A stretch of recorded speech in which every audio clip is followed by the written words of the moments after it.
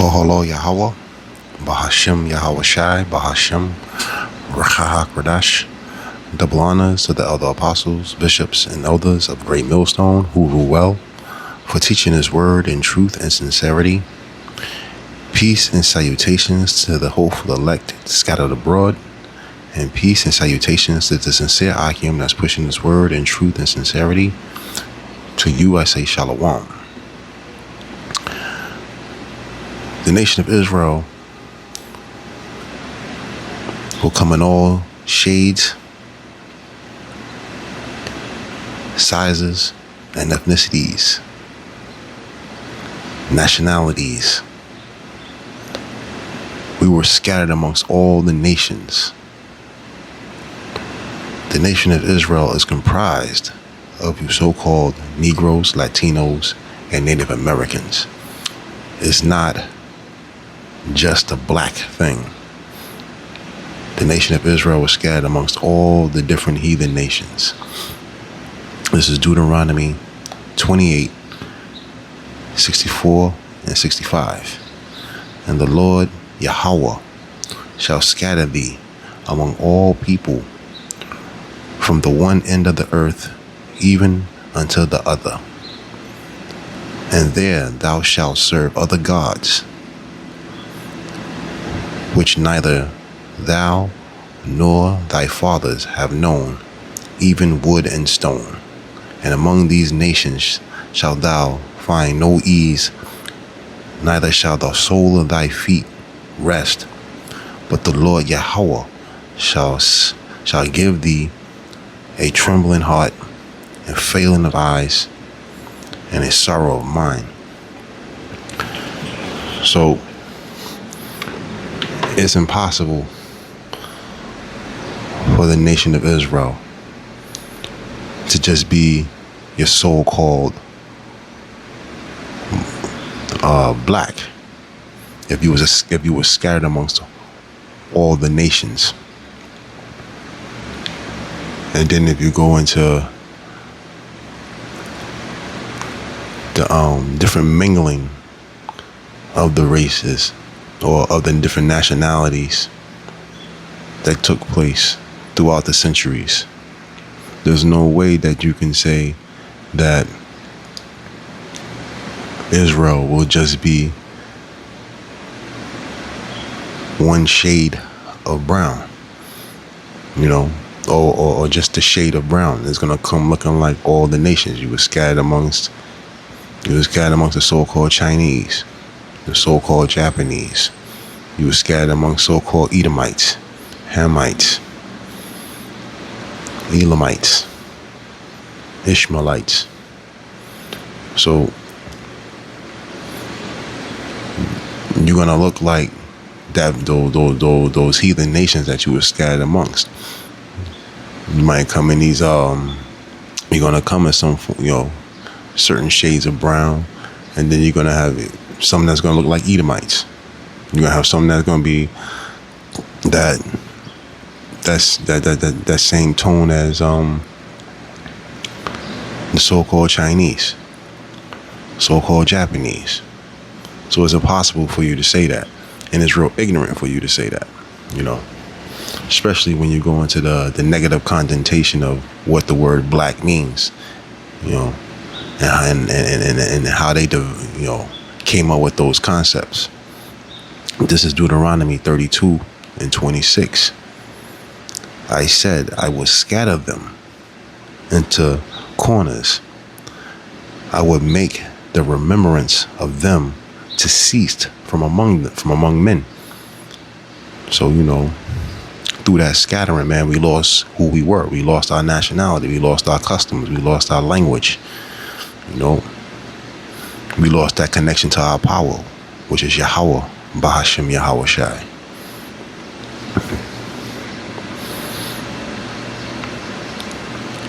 This is Deuteronomy 28 and 37.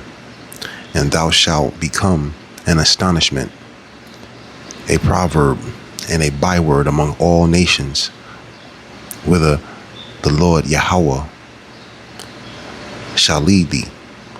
So in all these different nations, man, we've been called everything under the sun, man. You know,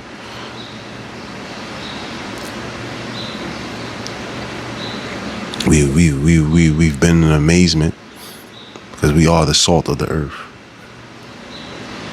You know, but at the same time,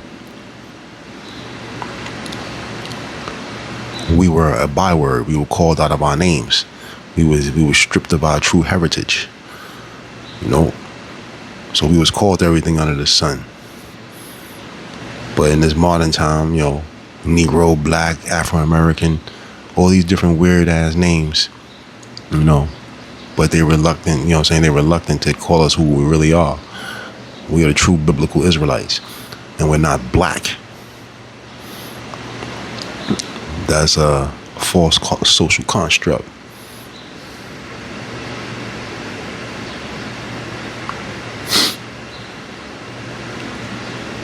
So that those verses show you that, you know, because of our scattering, he said he's going to scatter us, man. We were scattered throughout the earth. So we're going to have the appearance of those heathen nations, you know, practicing the customs of these heathen nations, you know, just like the elders from the apostles on down, apostles, bishops, and the elders of GMS, Great Millstone, on down.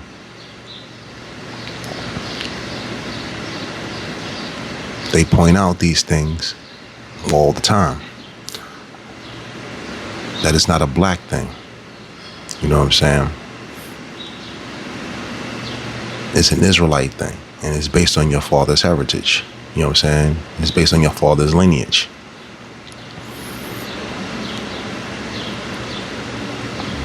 So you're doing you're doing the injustice. You're speaking ill. You have a lying tongue, you know, a deceiving tongue, an ignorant tongue. If you speak on being a black man, because that's not a thing. That's something relatively new. The beloved elder brother Malcolm goes into it a lot.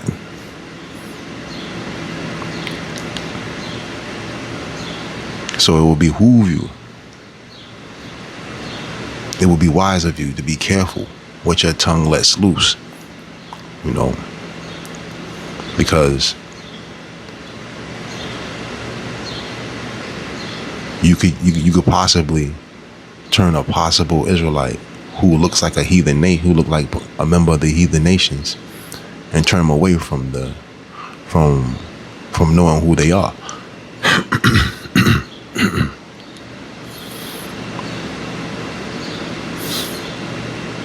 This is John 7:24. Judge not according to their appearance, but judge righteous judgments. Or judge righteous judgment. This was Yahweh Shai speaking. This is 1 Corinthians 4:5. Therefore judge not, or judge nothing before the time, until the Lord Yahweh Bahashem Yahweh Shai come, who both will bring to light the hidden things of darkness, and will make manifest the counsels of the hearts. And then shall every man have praise of power. So, you know, it's going to take the Lord to separate, you know, the sheep from the goats, the chaff from the wheat. So we can kind of go by the Spirit, you know. We can kind of judge, you judge these things kind of by the Spirit, or you have to go by the Spirit. You just can't say that he's an Edomite, you know. You just can't say he's a Moabite. He's a Hamite. You have to, you kind of judge these things by the Spirit. But at the end of the day, the Lord Yahweh Shai, Yahweh Bahashem Yahweh Shai, and the angels will definitely make known who his people are. And he's going to separate the true biblical Israelites, which were scattered across the four corners of the earth. He's going to separate them from them heathen nations, and they will have the appearance of those heathen nations, until they receive, their new bodies. This is Matthew 25, verse 31 through 33, and this is Yahweh Shai speaking. When the Son of Man shall come in his glory, and all the holy angels with him, then shall he sit upon the throne of his glory. Verse 32, and before him shall be gathered all nations. He shall separate them one from another, as a shepherd divideth his sheep from the goats. He shall set the sheep on his right hand, but the goats on the left.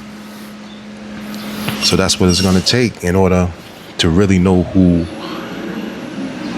the scattered Israelites are. And through that gathering, he's going to gather up his elect. That first go around is the gathering of the elect from the four corners of the earth, mainly from here in Babylon the Great, which is America. He's gonna, on that day when he make his appearance during that time of WW3, when them nukes are set in or inbound to destroy Babylon, the Lord Yahweh Shai, Yahweh Bahashem Yahweh Shai, and the angels will be in the midst thereof.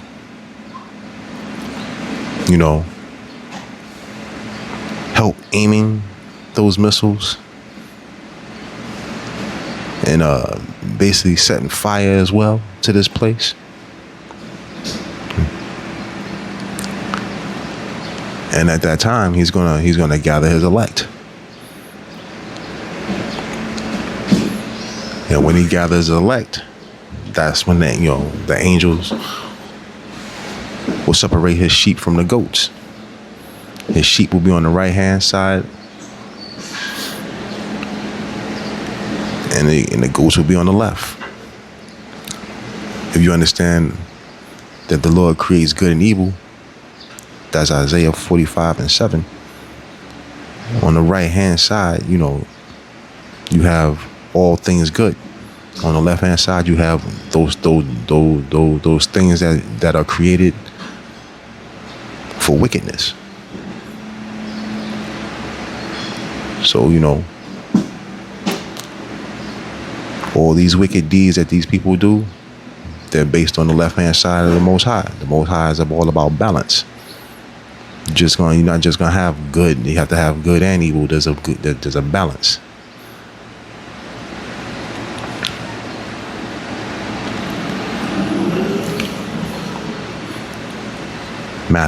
This is Matthew 13:30. This is also Yahweh Shai speaking. Let both grow together unto the harvest. And in the time of harvest, I will say to the reaper, gather ye together first the tares, and bind them in bundles to burn them, but gather the wheat into my barn. So if you understand the wheat and chaff, you're going to separate the wheat. The wheat is the grain. That's the good part. That's the part that you consume, and the chaff is what you pretty much throw away. That's the husk that protects the grain. And when it's time to harvest, you throw that away. That's the chaff. That's the tares. He's going to separate the wheat from the tares, and the angels will be doing that. The angels are going to separate his people that were scattered amongst all these heathen nations, and he's going to separate them from those heathens. And that's going to happen on that day when he makes his appearance.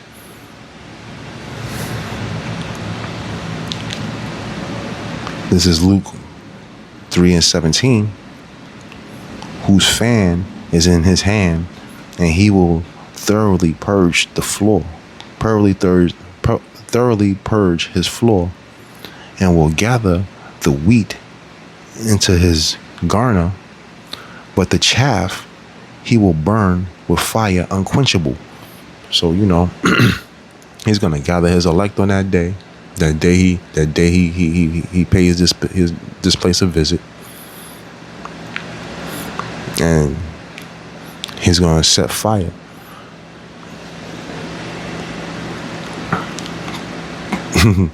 He's gonna set fire to the chaff. You know what I'm saying? Those heathens, 2/3 of our people who just went, buy into the word, who kept following false doctrine, who scoffed, scorned at and mocked this word. Those heathens that's committing heinous, abominable acts here in Babylon and in our land. The imposters in our land. These two places have to be purified with fire. So he's gonna have to separate his people from them, and then pretty much everything else is going up in flames. The whole world not going up in flames. Babylon the Great is going to be a lake of fire, and those that haven't gotten themselves right, or they're not part of that elect, they're gonna swim in this lake of fire here. Israel is promised everlasting salvation, so the 2/3 of Israel that perish on this side, they'll be born again in the kingdom. The heathens that perish on this side, they'll be born again into captivity, in subjection under the true biblical Israelites in a kingdom of righteousness.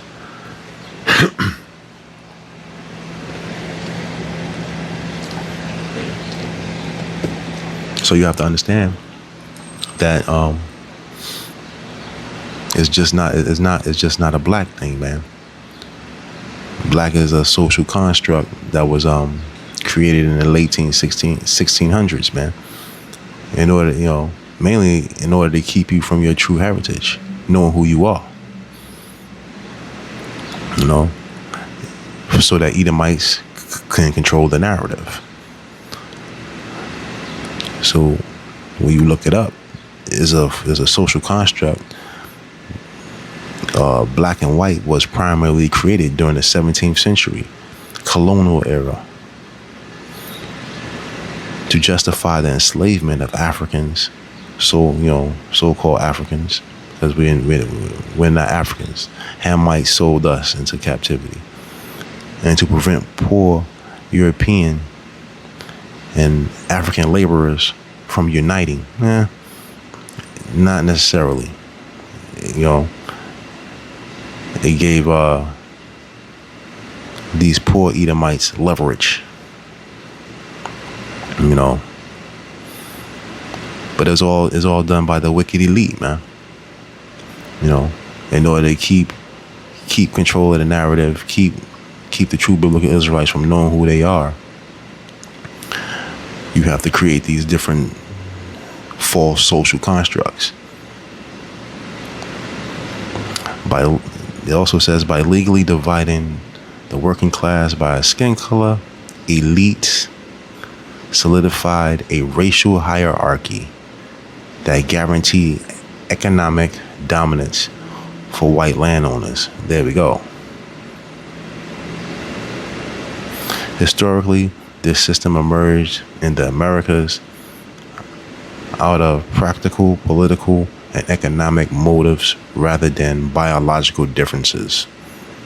Historians and anthropologists place the creation of the black-white racial construct In the 15th and 17th centuries, it was not a biological discovery, but a deliberate social political falsehood developed by European and colonial powers to justify the transatlantic slave trade and prevent uprising among poor working class laborers. So you got to get out of that mindset of this is being a black thing. This is not what it is, man. It's a heritage, a lineage, it's a cultural thing. You know, our skin tones are all different shades of brown. You have never seen a black person walking around here. You have never seen a person with black hair and his skin it's the same color as his hair. You haven't seen that. You haven't seen a white person, so-called white person, and you haven't seen a red or a pink person walking around. That's the color, you know, of white. The color of snow. You haven't seen that. You haven't seen a person walking around like that. So you got to get out of these false constructs and start really diving into these words and the true meaning of what these different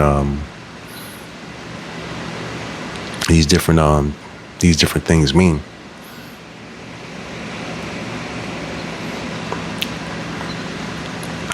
So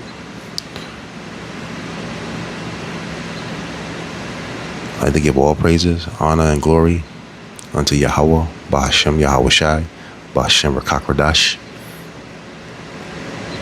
Abad Babal.